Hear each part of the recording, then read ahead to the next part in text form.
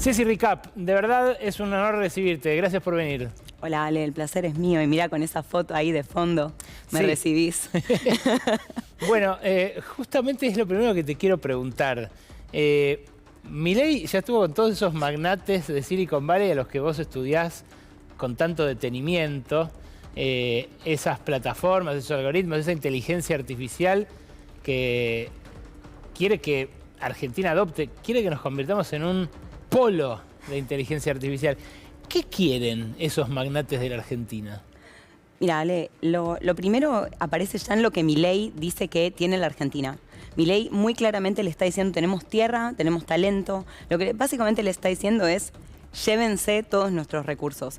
Y va muy en línea con cuál es el modelo de estas empresas. Estas empresas, por un lado, tenemos que tener en cuenta que la inteligencia artificial tiene 3 patas. Datos, código y capacidad de procesamiento, capacidad de almacenamiento. Todo esto es infraestructura digital. Y empresas como, en particular, Microsoft, Amazon y Google, pero también Meta, también OpenAI, de la mano de Microsoft, que obviamente es la que le financia la inversión en inteligencia artificial, lo que hacen es intentar, con ese esquema, dominar y apropiar del conocimiento que se produce colectivamente y de los datos que se producen colectivamente. Pensá que sin datos no hay inteligencia artificial y los datos los producimos todos y todas. Por eso yo, cuando me apareció el Meta AI en WhatsApp, al principio dije, no le pregunto nada. Estoy trabajando gratis para ellos, de leerte a vos. Totalmente, pero también trabajamos gratis para ellos con cualquier Google Search. De hecho, Google acaba de ser denunciada por la Oficina de Gobierno de Justicia en Estados Unidos por monopolio. Y justamente lo hace por sus acuerdos, entre otros, con Apple, en medio de los cuales le paga anualmente 20 billones de dólares para que su buscador, el Google Search, el viejo, el sin OpenAI, pero que también, o sin ningún tipo de Gemini, que son los algoritmos de ahora de inteligencia artificial generativa de Google, mismo el Google Search, el motor de búsqueda que usamos todos los días, también tiene inteligencia artificial. Cada vez que todos buscamos cosas, estamos dándole datos. En Argentina pasamos en promedio, las personas que tenemos la posibilidad de estar conectadas, 9 horas por día en Internet. Eso significa que estamos una jornada laboral, más que eso, creando datos para estas empresas. Qué loco ese acuerdo que ahora impugna el Departamento de Justicia de Estados Unidos, porque esos eran los grandes rivales cuando salieron la App Store y la Google. Es que son una cosa que podríamos llamar, son amigas y enemigas al mismo tiempo. Son enemigas para lo que les conviene y amigas para los que les conviene y para hacer negocios. Y cuando se trata de la Argentina, básicamente lo que les está proponiendo Milei, por un lado, es que instalen infraestructura digital. Si instalan infraestructura digital acá, lo que significa es un aumento exponencial del consumo de energía eléctrica y de agua, porque el agua lo utilizan para bajar la temperatura de los servidores. Entonces, en un contexto donde Argentina en realidad tendría que estar pensando cómo hacer una transición energética, cómo pensar en un desarrollo ecológico sustentable, resolver los problemas de la crisis ecológica, le está diciendo a estas empresas, vengan a usar nuestra energía eléctrica.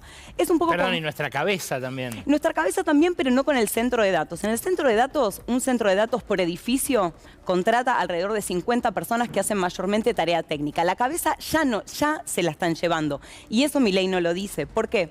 Por ejemplo, Amazon Web Services, Amazon tiene un convenio con el CONICET por el cual le ofrece en principio, servicios gratuitos para usar su nube durante un cierto periodo de tiempo a algunos investigadores, en un contexto de financiamiento masivo del CONICET, en el cual se están echando parte de su planta de investigadores. No hay financiamiento.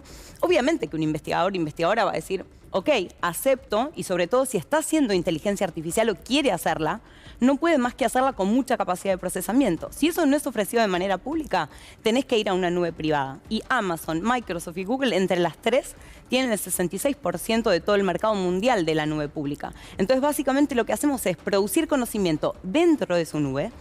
Imagínate vos armás una aplicación para lo que se te ocurra, vender vasos, y lo haces.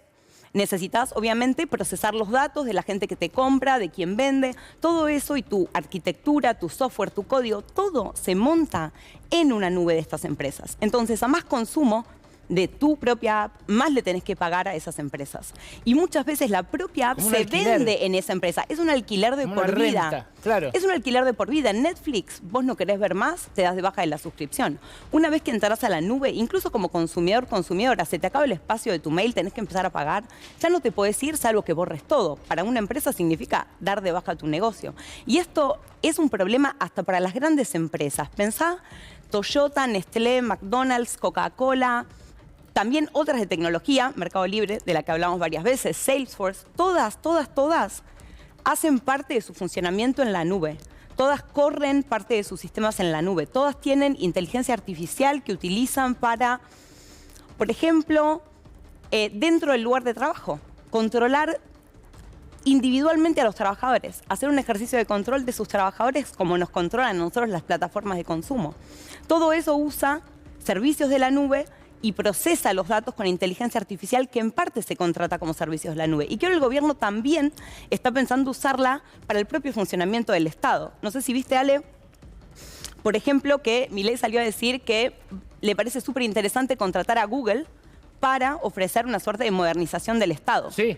Yo vengo hace 2 semanas estuve en Brasilia, discutiendo un montón con gente del gobierno de Brasil. Acaban de lanzar un plan de inteligencia artificial que tiene algunos puntos interesantísimos para pensar una estrategia soberana de tecnologías digitales para la gente, para el planeta.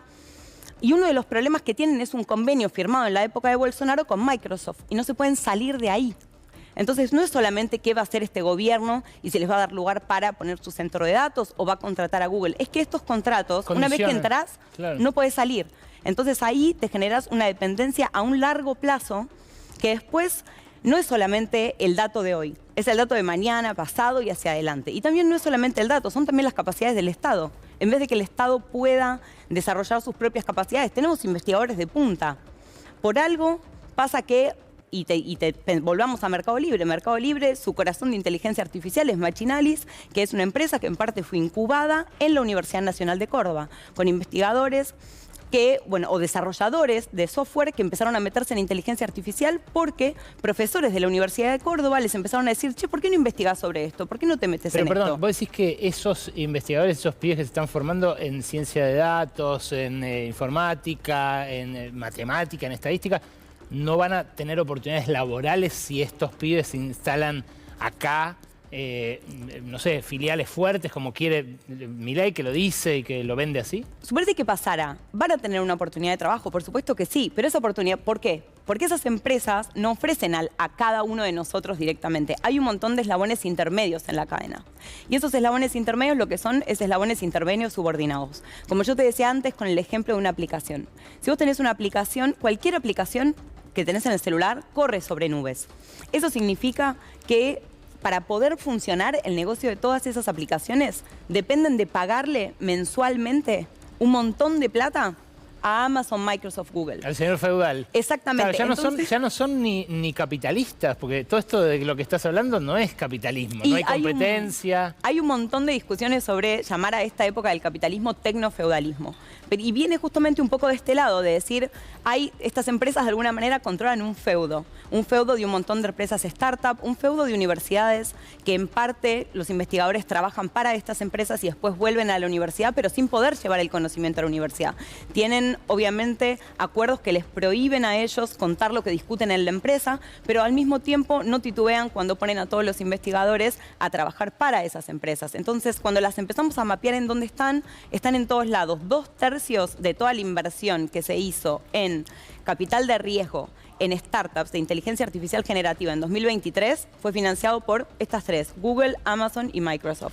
Esta colega, me atrevo a decirle colega porque estudiamos juntos, pero lo lejos que ha llegado, la verdad que me hace ruborizar al decirlo. Siempre me vuela la cabeza cuando la entrevisto. Te quiero hacer una última muy breve porque se nos va el programa. La semana pasada en un seminario escuché también a otra colega, otra compañera de estudios, en Río de Janeiro, decir que hoy el desempleo ya casi no existe, porque el que quiere se baja una aplicación y está manejando una bicicleta, haciendo un pedido, entregando un pedido en cuestión de minutos. ¿Qué es eso? ¿Es tan así? ¿Nos lleva a una autoexplotación intolerable? ¿Puede ser una rueda de auxilio de laburos que cada vez pagan menos? Yo lo llamo el fin del desempleo estadístico, de hecho, porque si pensamos en el mercado de trabajo, yo veo 3 segmentos. En los países periféricos, hace rato que tenemos un mercado de trabajo que está fragmentado, dividido. Hay un porcentaje de la población que está en informalidad, con condiciones precarias. No es novedad que la gente tenga que trabajar casi a destajo. Ahora trabaja también a destajo en las plataformas, y no solo en Uber o en Pedido Ya o en cualquiera de estas plataformas de delivery, etcétera, sino también para limpiar las bases de datos de inteligencia artificial, que desproporcionadamente se hacen trabajo a destajo en países periféricos.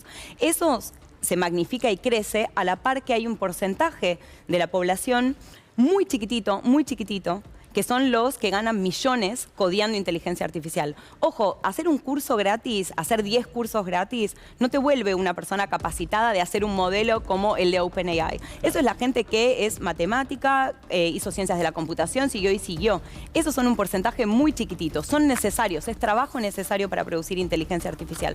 Pero del otro polo tenés un montón de trabajo necesario también, que es el que le pone el cuerpo, el que también tiene que ponerle hasta a veces los medios de comunicación, los medios, de producción, como la bicicleta para hacer el delivery o que trabaja desde su casa por muy poco y a destajo. Entre medio lo que queda son un montón de los trabajos que históricamente pensábamos como fuentes de trabajo. Pero ¿qué pasa ahora? Un traductor, una traductora, un diseñador, diseñadora. Se quedan sin laburo. Parte se quedan sin laburo y los otros se ayornan. Entonces, el que se quedó sin laburo, ¿a dónde va? Abajo, al sector informal, y es el que se baja a la plataforma. Los ingenieros en los 90 que eran choferes de taxi, bueno, lo que estamos viviendo es un proceso mucho más crudo y de una extrema globalización del mercado de trabajo, donde los que están en los eslabones más bajos realmente terminan trabajando a destajo, y algunos logran conseguir trabajo en Estados Unidos y hacen una fuga de cerebros literal, porque antes la fuga de cerebros era: te mudás con toda tu familia hacia allá. Hoy te puedes quedar en el medio de tu casa y trabajar para afuera. Son muchísimo más barato, por eso te contratan, pero para acá, para países como Argentina, genera mucha más desigualdad. Ceci, gracias por venir. Un placer.